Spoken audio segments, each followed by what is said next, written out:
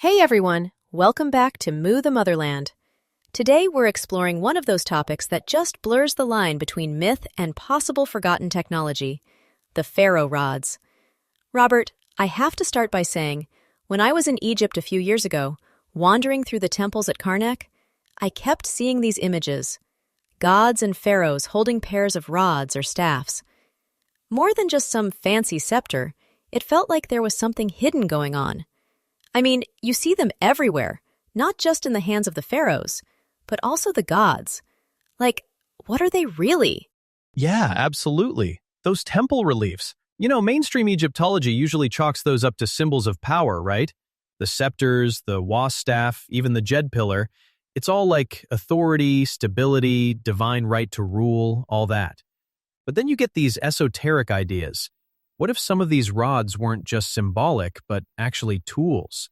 Like actual physical devices for, channeling energy? Maybe even tuning into cosmic forces. Exactly. And it gets really interesting with the so-called wands of Horus. Some legends connect those directly to the Pharaoh rods. We have Hermetic texts and later esoteric accounts saying these rods let the pharaohs balance dualities, left and right, lunar and solar, yin and yang. It starts sounding kinda like bioenergetics or yoga, honestly. Hold one rod in each hand, align yourself with the cosmos, reach higher consciousness. At least, that's what these sources suggest. Right, and the Egyptians were all about cosmic alignment. Temples pointed at certain stars, solstices, even planetary cycles. So the idea that they had some sort of handheld device tying the person into those bigger patterns actually kind of fits, weirdly enough. Oh, and the solar connection? These rods are often linked to Ra, the sun god. So it's not just physical sunlight, it's about illumination, spiritual fire, life force. I might be making a leap here, but did they see themselves as literal bridges between Earth and, starlight? Not impossible. That mythic symbolism of scepters as stability or power, like the Jed and the Was scepters, starts to look less superficial the more you dig into it. Maybe there's hardware inside the hardware, so to speak.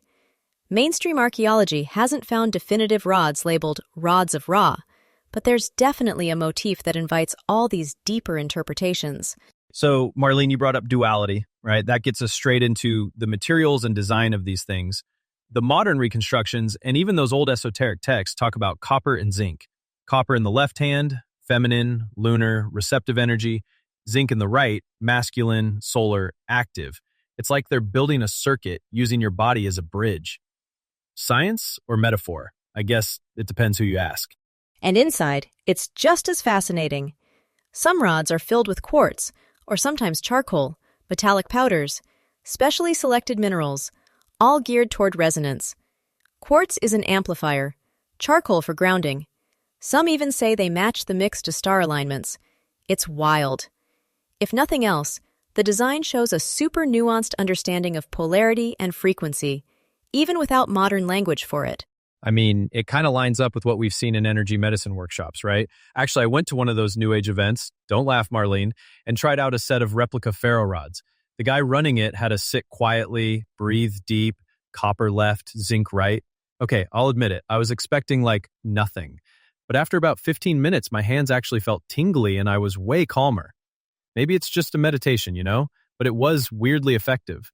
Not claiming any cosmic downloads or anything, just less edgy, less anxious, I guess. No judgment, promise. Honestly, I've heard similar things. Even people who aren't, into energy work say that 30 minutes holding the rods calms them way down. Esoteric sources claim it can recharge the nervous system, support meditation, make you a conduit for healing. Some even say, this is out there, but heightens psychic states, vivid dreams, even preparing the soul for union with the divine. There's something transformative about the experience, even if it's only through intention and ritual. Yeah, and modern spiritual groups really ran with it, incorporating rods into ceremonies with chanting or sound baths. It's not just meditation used solo, but sometimes part of group rituals, crystal grids, or sound healing circles. The rods, supposedly, amplify the intention of the group, anchor the energy field, all that. Again, There's this blending of ancient vibe and New Age reinterpretation, much like we saw with sound healing in Saqqara, actually, from our previous episode. Which gets us right into the sciencey edge of things. Honestly, if you Google this, half the articles are like, it's pseudoscience. Some proponents say the copper and zinc rods create a microcurrent, something like a low-level galvanic effect. That could, maybe, stimulate nerves or relax muscles.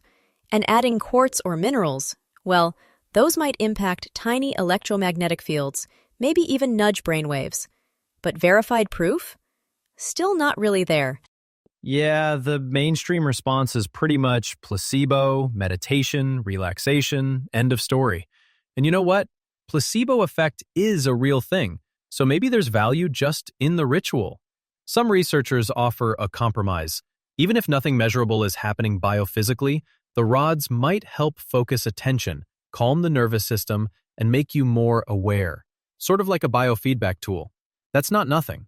And we heard in a past episode about sound healing, how intention and state of mind matter a ton too. So maybe that's partially what's going on here? Absolutely. And it gets more interesting when you look at cross-cultural parallels. In yoga, balancing the Ida and Pingala channels, the lunar and solar energies, has a lot in common with the way rods are held left and right.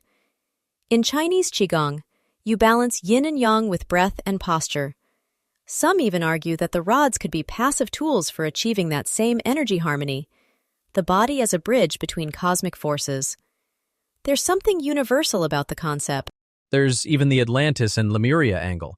Some esoteric writers say the Egyptians inherited the technology from earlier lost civilizations. I know that's like ultra-mythic territory, but honestly, after our episodes on underground Giza and sonic temples at Saqqara, it feels less outlandish than it used to. Also, you get people like Valery Uvarov in Russia making these rods with quartz, claiming all kinds of cool effects, from visions to physical healing. But it's always a mix. Some say it's life-changing, others just say it's, nice to hold. And there's that crossover with sound healing you mentioned, using crystal-filled rods alongside bowls, gongs, chanting, especially in Saqqara-inspired workshops. It echoes what we discussed last episode about resonance chambers and acoustic healing. So, even if the science isn't all the way on board, people are finding meaningful experiences.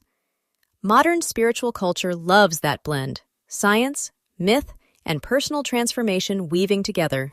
In the end, maybe the biggest takeaway is what these rods symbolize, a yearning to reconnect with some ancient wisdom, whether it's literal technology or just an approach to consciousness we've lost touch with.